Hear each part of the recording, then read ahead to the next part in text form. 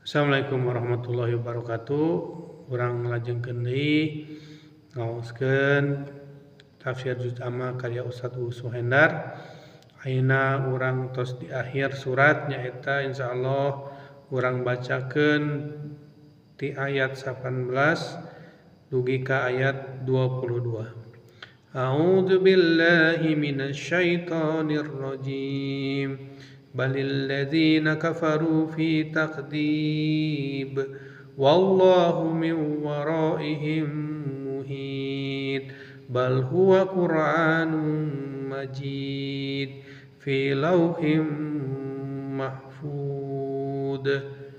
Malahan jalma-jalma kafir mah aya dina pangingkaran padahal Allah disatukangeun marehanana nalingakeun saestuna eta teh Al-Qur'an anu agung di lauhal mahfud.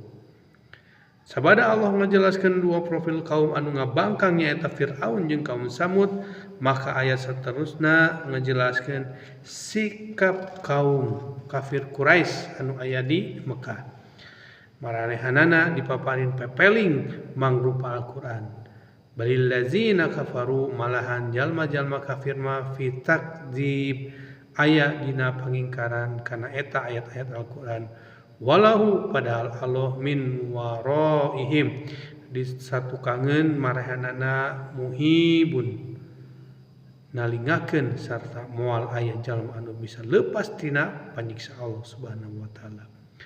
Al-Qur'an anu dianggap dongeng jeung ucapan setan ku jalma-jalma kafir maka Allah nandeskeun bal huwa Qur'an majid yen satemena Al-Qur'an anu mulia tur agung anu tetep diriksa fi lauhim mahfud di lauhul mahfud anu teu mungkin dikurangan jeung dirobah komo dileungitkeun.